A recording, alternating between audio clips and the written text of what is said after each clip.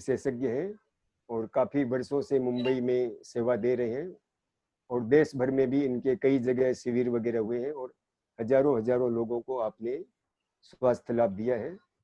तो आपके अनुभव से हमें अच्छी जानकारी मिल सकेगी। तो अब मैं निवेदन करता हूं चंद्रकांत जी से, आप शुरू करें। लाइफलाइन योगा चैरिटेबल फाउंडेशन की ओर से मैं सभी का स्वागत करता हूं और राकेश सर के ट्रस्टी जो राकेश जी पांडे हैं और मनोज जी सुराना है, माया जी है, उनका मैं बहुत बहुत शुक्रिया अदा करता हूं। आज का हमारा विषय है हमारा डॉक्टर हम बने या स्वयं का इलाज स्वयं करें। तो क्या है उसका नियम और क्या है थेरेपियाँ, तो उसके बारे में थोड़ा सा प्रकाश डालने का प्रयत्न करूंगा। तो इसके पहले हम एलोपैथी को समझते हैं। एलोपैथी में इमरजेंसी में जब एलोपैथी बहुत काम की चीज़ है, आशीर्वाद रूप है, जैसे ब्रेन स्ट्रोक आ जाना, हार्ट डिसीज हो जाना या स्ट्रोक आ जाना, तो ऐसी इमरजेंसी के लिए तो बहुत ही आशीर्वाद रूप है। मगर उसकी भी एलोपैथी की भी अपनी एक मर्यादा है। डायबिटीज है, थायराइड है, कोलेस्ट्रॉल है, रोमेटाइड आर्थराइटिस है, तो ये सब के लिए वो ऐसा कहते हैं कि जीवन भर आपको दवाइयाँ लेनी पड़ेगी। अगर जीवन भर दवाइयाँ जब लेनी पड़ेगी तो क्या ये अच्छा सॉल्यूशन तो नहीं माना जाता है। तो ये सब चीज़ों से बिना दवाई से हम जिंदगी क्या नहीं जी सकते हैं, जी सकते हैं। मगर उसके लिए थोड़े से नियम अगर हम सीख लें, थोड़े से नियम को अगर हम जान लें और उसको फॉलो करें तो आराम से बहुत सारी बीमारियों, जैसी जो बीमारियां हैं लाइफस्टाइल रिलेटेड, तो वो सारी बीमारियों से हम बाहर आ सकते हैं। तो बिल्कुल ही आ सकते हैं, लाखों लोग आ रहे हैं। सिर्फ भोजन और लाइफस्टाइल, उसमें थोड़ा सा ध्यान देना है। तो उसके जो नियम हैं, 8 नियम आज मैं बताऊंगा। वैसे नियम तो बहुत सारे हैं, हम दूसरी बात देखेंगे। 8 नियम में ही बहुत कुछ कवर हो जाएगा। पहले 3 नियम है शरीर की इंटरनल सफाई के बारे में। 3 नियम है भोजन कैसे करना है, क्या करना है, क्या खाना है, क्या नहीं खाना है।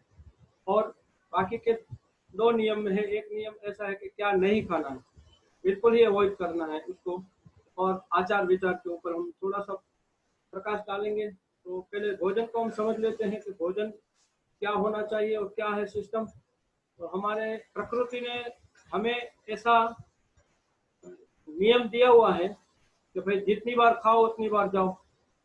तो ये बात आपको लॉजिकल लगती है या नहीं लगती है, उसके लिए हम बात को समझेंगे। जब बच्चा दूध पीता है, छोटा बच्चा होता है, तो जितनी बार माँ का दूध पीता है उतनी बार वो पेट को साफ करता है। तो ये हमको समझने के लिए लॉजिक है। मगर हम जैसे जैसे बड़े होते जाते हैं, समझदार होते जाते हैं, तब तक हम ये सारे नियमों को भूलते जाते हैं। 3 बार खाते हैं, 4 बार खाते हैं, 5 बार, कोई कोई लोग, अभी लॉकडाउन में तो 6 बार लोगों ने खाया होगा। और जाते हैं एक बार, पेट साफ होता नहीं। लार्ज इंटेस्टाइन जो बड़ी आंत होती है वो फिर भर जाती है, चौकअप हो जाती है, जिसको ट्रैफिक जाम बोल सकते हैं हम। ट्रैफिक जाम होने से ये सारी बीमारियां होने लगती हैं। तो ये इसके नियम को समझना पड़ेगा कि भाई हमें जितनी बार खाना है उतनी बार जाना है। अगर हम दिन भर खाते रहेंगे और पेट की सफाई बराबर नहीं होगी, इंटरनल सफाई बराबर नहीं होगी, तो हमें बीमारियां छूने ही वाली है और बीमारियां छोड़ने वाली नहीं। तो ये जो कुदरत के जो नियम है उसको हमें देखना ही पड़ेगा। दूसरा, भोजन में अगर देखा जाए तो 3 प्रकार होते हैं, एक शाकाहार, एक मांसाहार और एक विगन डाइट। तो माँ प्रकृति ने हमें इसका भेद बना के रखा है। हम समझ सकते हैं कि भाई कौन शाकाहारी होना चाहिए, किसे मांसाहारी होना चाहिए। तो हमें इतनी समझ आराम से मिल जाती है कि जो भी मांसाहारी प्राणी होते हैं, मांसाहारी प्राणियों के तो नाखून बहुत बड़े होते हैं, हथियार के जैसे। तो शाकाहारियों के नाखून इतने बड़े नहीं होते। मांसाहारी का मुंह यानी जबड़ा बहुत बड़ा फटता है, इसका मतलब फाड़ सकते हो खाने के लिए, तो वो एक पहचान हो गई। दूसरा, मांसाहारी प्राणी जो होता है तो वो पानी जब पीते हैं तो छपाक छपाक करके आवाज आती है उसकी। और शाकाहारी प्राणियों जो है चूस के पानी पीते हैं। तो ये उसका एक समझने का प्रकार है। तो क्या हम शाकाहारी है कि मांसाहारी, वो समझना इसके लिए आसान है। दूसरा, डाइट होता है वीगन डाइट। वीगन डाइट में ऐसा कहा जाता है कि प्राणीजन्य चीज, कोई भी प्राणीजन्य चीज वस्तु नहीं खानी चाहिए। जैसे कि अंडा है, मिल्क है, दूध भी प्राणी में से आता है तो दूध पीना नहीं चाहिए। तो ये वीगन डाइट का भी फॉर्मूला बहुत जोरों शोरों से चल रहा है और बहुत सक्सेस है। और बहुत जिसको भी हेल्थ रिलेटेड जानकारी है और जागरूकता है, वो लोग ये डाइट को ले रहे हैं, फॉलो कर रहे हैं। तो ये हमारी डाइट के बारे में और क्या खाना चाहिए उसके बारे में हम थोड़ा सा पंच तत्व के हिसाब से समझते हैं कि पंच तत्व के नियम से क्या खाना चाहिए और क्या हमारा शाकाहारी भोजन तो है, मगर शाकाहारी में भी क्या क्या खाना चाहिए। पंच तत्व के हिसाब से हमें देखा जाए तो पहला तत्व हम पृथ्वी तत्व के ऊपर देखते हैं, समझते हैं। पृथ्वी तत्व यानी दालें या अनाज वगैरह जो होता है वो सब पृथ्वी तत्व में आता है। तो पृथ्वी तत्व जो होता है थोड़ा सा वजनदार होता है। वजन जिसको कम करना है तो दालें, अनाज वो कौन खा सकता है? जो पचा सकता है, जो फिजिकल एक्टिविटी करता है, जो मेहनत करता है। जैसे मजदूर है तो वो इतनी मेहनत करता है, वो कितना भी खाएगा तो उसको हजम हो जाएगा। अगर हम हजम नहीं कर सकते हैं तो हम नहीं खाना चाहिए, हमें खाना ही नहीं चाहिए। अगर हम ये अनाज और दालें वगैरह सब खाते रहेंगे हमारा वजन कम नहीं होगा। तो आप ये सोचेंगे कि भाई ये नहीं खाए तो क्या खाएं, तो हम जल तत्व को देखेंगे। हम जल तत्व को ज्यादा इंटेक कर सकते हैं। जल तत्व में क्या आता है? सब्जियां, जो लौकी है, टिंडा है, गोभी है, तुरई है, ये सारी, परवल है, ये सारी सब्जियां जो है तो ये रसदार होती हो। जिसमें रस है उसमें कस है। तो इसमें अगर आप कहेंगे कि भाई हमारे विटामिनों की फिर पूर्ति कहाँ से होगी, ये पंच तत्व के हिसाब से अगर आप खाना खाते हैं तो आपकी एक भी विटामिन की डेफिशिएंसी नहीं रह सकती है। पूरी डेफिशिएंसी मतलब पूरी भरपूर विटामिन मिल सकते हैं। Vitamin E, vitamin A, vitamin B12, vitamin D, सारे विटामिन भरपूर मात्रा में ये सब चीजों में होता है। तीसरा तत्व है अग्नि तत्व। अग्नि तत्व में फल आते हैं। फल जो सूरज देव की अग्नि से पकते हैं और वो सारा हमारे अंदर जाते हैं। तो उसके दो फायदे होते हैं, तो शरीर की शुद्धि करते हैं और अग्नि तत्व हमें देते हैं। तो हमारा कैल्शियम, B12 वगैरह सब इसमें से मिलता है। चौथा तत्व है पत्तियां, वायु तत्व।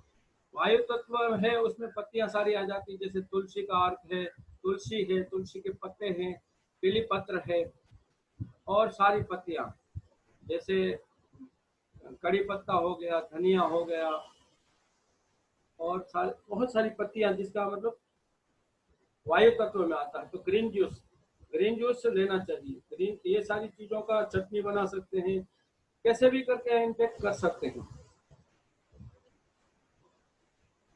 तो ये भोजन का दूसरा प्रकार हो गया। और तीसरा प्रकार जो है वो हमें प्राणियों से सीखना चाहिए कि भाई वो जब प्राणी को जब खाना खाते हैं तो एकदम से खाना खा लेते हैं, फिर बाद में जुगाली करके चबा चबा के खाते हैं। तो एकदम एक रस बना देते हैं, एकदम से लिक्विड बना के खाते हैं। जितना चबाओगे उतना लिक्विड बनेगा। मगर हमें ऐसी कोई सुविधा नहीं दी गई है भगवान ने, कुदरत की ओर से। हम जब भी खाएंगे तभी चबाना चाहिए। अगर हम खाएंगे तभी नहीं चबाएंगे तो हमारा दांत का काम आंत को करना पड़ेगा और आंत को बिगड़ने में फिर टाइम नहीं लगेगा। तो आंत बिगड़ी यानी पेट खराब तो पूरा शरीर खराब। तो ये चीजों को बहुत ध्यान से, ये अगर नियम को जो पालन करता है उसके लिए कोई परेशानी की बात, आगे चल के बीमारियां नहीं होगी। और अब हम सफाई के बारे में समझते हैं। सफाई करने के लिए पेट को साफ करने के लिए अगर हमको कुदरती नहीं होता है, जिसको कॉन्स्टिपेशन है, तो उसके बहुत सारे इलाज मैं बताऊंगा। मगर सबसे बड़ा इलाज जो है तो वो एनिमा लेना चाहिए। अगर आप एनिमा लेते हैं, अगर पेट में गंदगी है, साफ सफाई करना है, तो आपको एनिमा लेना चाहिए। एनिमा का एक ऐसा पॉट आता है तो उससे आसानी से आप पेट को साफ कर सकते हैं। और हमारे NDS में सारे लोग बताते हैं और लाखों लोग इसको यूज कर रहे हैं। उसका बहुत सारा बेनिफिट भी मिला है। तो पेट को इससे वजन भी बहुत तात्कालिक कम होता है, 1 महीने में 2 महीने में आपका वजन कम होता है। तो ये दिख रहा है आपको, एनिमा का पॉट है। तो इसको एनिमा लेने का हम अभी तो पूरी डिटेल हम आपको नहीं बता पाएंगे, मगर हम जिसको जानना है तो उसको हम वीडियो भी भेज देंगे, या उसके लिए हमारा नंबर भी, मनोज जी आप नंबर डाल दीजिए ताकि हम लोगों को सहाय कर सके भी। अभी क्योंकि ये डिटेल में सारी चीजें नहीं बता सकते क्योंकि हमारे पास सिर्फ 45 मिनट है, बहुत सारा सब्जेक्ट बहुत बड़ा है। सफाई के हाँ, लिए नंबर मैं शेयर कर दूंगा सबके साथ, ठीक ठीक। तो वो बाद में मैसेज कर सकते हैं। हाँ, और सफाई के लिए ऐसा कहा जाता है कि लंघनम परम औषधम, यानी उपवास करने से शरीर की सारी गंदगी साफ हो जाती है। मल है, पेशाब है, और जितने भी शरीर के अंदर टॉक्सिन्स है जो पसीने के होते हैं और कार्बन डाइऑक्साइड से, तो लंघनम परम औषधम, लंघनम मतलब उपवास को बहुत बड़ा औषध माना गया है। मगर अभी कोई इतना तो ऐसा बोलेंगे कि भाई आपको उपवास करना है, तो कोई इतना उपवास तो कर नहीं पाएंगे। तो उपवास में एक सिस्टम है, जैसे जैनों के उपवास होते हैं तो वो निर्जला भी करते हैं, 24 उपवास बोलते हैं, तो कोई पानी वाला उपवास करता, कोई खा के उपवास। मगर हम एनडीएस में ऐसा कहते हैं कि भाई साइंटिफिक तरीका ऐसा है कि हमको अगर रात को 6 बजे खाया है तो दूसरे दिन 10 बजे खाना चाहिए। तो 16 घंटा जो है वो इंटेस्टाइन को साफ करने के लिए, आंत को साफ करने के लिए चाहिए। अगर 16 घंटा का आप उपवास कर लेते हैं तो उपवास से भी बड़ा लाभ हो जाएगा आपको, उपवास जितना ही लाभ हो जाएगा। तो 16 घंटा का डिस्टेंस रखना जरूरी है। अगर आप 8 बजे खाते हैं तो उससे 16 घंटा गिन लीजिए, 10 बजे खाते हैं तो 16 घंटा गिन लीजिए। और उपवास जब भी तोड़ते हैं, सुबह मतलब नाश्ता नहीं करना है, ग्रीन जूस पीना है और 2 टाइम खाना है, इतना अगर आपने कर लिया तो वेट लॉस, डायबिटीज में फायदा होगा, थायराइड में, बहुत सारे लाखों लोग ये कर रहे हैं और लाखों लोगों को फायदा मिला है, आपको भी मिल सकता है। तो ये पद्धति हो गई। दूसरा बात ये है, तीसरा पॉइंट ये है कि बिना भूख का भोजन और बिना प्यास का पानी जहर समान है। हमें भूख लगे चाहे ना लगे हम खाते रहते हैं। भूख भी 2 प्रकार की होती है, एक शारीरिक भूख होती है, एक मानसिक भूख होती है। तो मन की भूख वो थोड़ा हमें विवेक से समझना होगा कि हमारा शरीर डिमांड कर रहा है कि हमारा मन तैयार है उसके लिए खाने के लिए। तो ये थोड़ा विवेक से हम समझ सकते हैं। अब क्या नहीं खाना चाहिए? अब विगन डाइट में जैसे बताते हैं कि प्राणी जन्य कोई भी वस्तु नहीं खानी चाहिए। तो दूध भी नहीं खाना चाहिए, पीना चाहिए, और उससे बनी हुई कोई भी चीज नहीं लेनी चाहिए।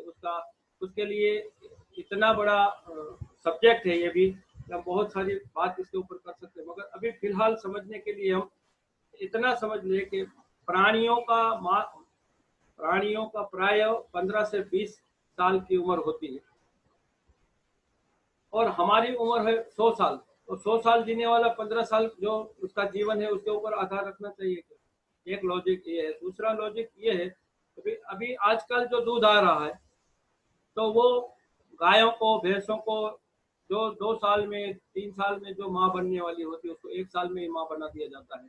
ऐसे मतलब इंजेक्शन दिए जाते हैं, इससे जहर दिए जाते हैं, तो वो जहर भी आकर तो उसके हार्मोन चेंज हो जाते हैं। तो ये सारी चीजों के कारण विकृति आ जाती है। तो प्राय दूध ज्यादा पीने वाले को कॉन्स्टिपेशन होता ही है और बहुत सारी बीमारियां होती है।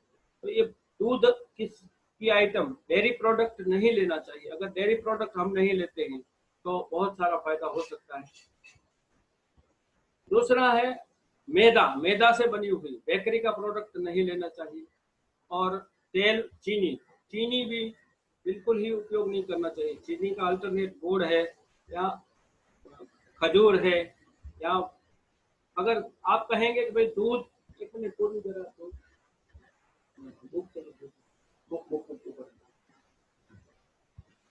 अब आजकल दूध के लिए जब मैंने बोला तो ये वनस्पति का दूध भी बहुत चल रहा है चलन में। मैं रोज यूज करता हूँ। नारियल का तेल हो गया या फिर बादाम का तेल बन सकता है, आसानी से बन सकता है और बहुत अच्छा होता है, खाने पीने के लिए बहुत अच्छा है, सुपाच्य होता है। और पूरे कैल्शियम उसमें आप कहेंगे कि कैल्शियम इसमें जितना होता है उतना प्राणी जन्य दूध में नहीं होता। मैंने देखा है, हम लोगों ने जितना भी एनडीएस का फॉलोअर है सब इसको जानते हैं। तो ये इसमें बहुत सारे दूधों की दी गई है इसमें, वनस्पति के दूध में। जैसे नारियल का दूध जैसे दिख रहा है, नारियल का दूध, इसमें कुछ नहीं, नारियल को पीस के और छान के बना लिया, दूध हो जाता बढ़िया है, से 2 मिनट में तैयार हो जाता है। दूसरा एक दूध है बादाम का दूध, जैसे बादाम का दूध भी बना सकते हैं, ऐसे बहुत सारे दूध वनस्पति का बना सकते हैं। तो ये बहुत ही हमारी शरीर के अंदर जितने विटामिन चाहिए उससे कई गुना अच्छा विटामिन मिल सकता है। तो ये बात हुई, दूध नहीं खाना है, शक्कर नहीं खाना है, मैदा से बनी हुई आइटम नहीं खाना है, तेल में रिफाइंड ऑयल बिल्कुल ही नहीं खाना है, रिफाइंड ऑयल नहीं खाना चाहिए। तो ये नहीं खाने की बात हुई। और 8वां जो पॉइंट है हमारा वो है सोच और विचार। सोच विचार में हमें थोड़ा सा ध्यान देना होगा। ओवर थॉट जो मेनोपॉज में होती है औरतें, महिलाएं, उसको बहुत ही सारे विचार आते हैं, तो उसको थोड़ा बहुत योगा प्राणायाम में थोड़ा सा रुचि लेना ही पड़ेगा, और लेने से बहुत सारा फर्क पड़ता है, देखा गया है। तो ये हमारे 8 नियम जो थे हमने, तो 8 नियम को मैंने इतना डिटेल में समझाया, मगर हम एक एक वाक्य में